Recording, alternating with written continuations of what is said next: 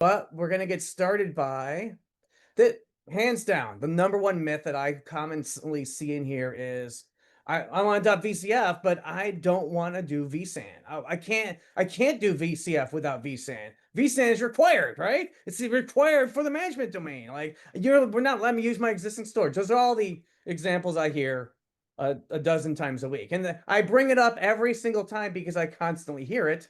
But with that said, John, because we only have you for a precious little bit of time, do you want to talk about this because you are the master of vSAN after all, right?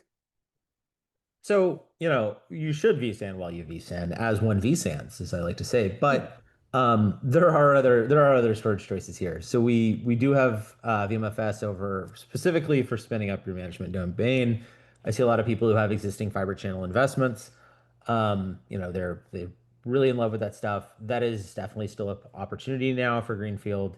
Also, NFS v3 is an option. I do some people say with iSCSI, look, I have iSCSI. Why are you leaving me in the dust here? One thing is look at that iSCSI platform. A lot of those, even though you may be using those iSCSI, they often can also do NFS v3 as an option. That said, when comes time to look at buying net new servers, and you are looking to recapitalize your environment, maybe you've got some ancient Broadwells or Skylakes that, it's time to go, guys. They're getting a little old. You should be looking at vSAN-ready hardware, making sure that you've got the NVMe backplanes that are going to support express storage architecture so you can go forward with that because you will have those licensing entitlements.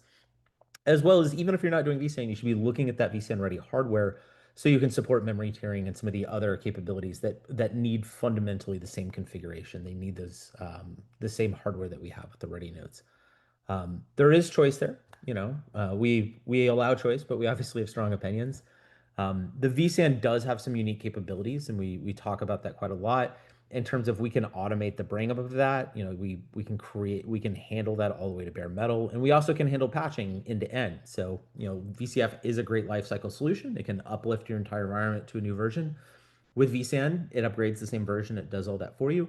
If it's external storage, you are going to have to go sit out there and get your HCL charts and figure out what storage microcode versions and what fabric versions and upgrade, make sure all that stuff stays in support. So we do make your life easier with vSAN, but yes, you do not have to have vSAN in order to deploy VCF.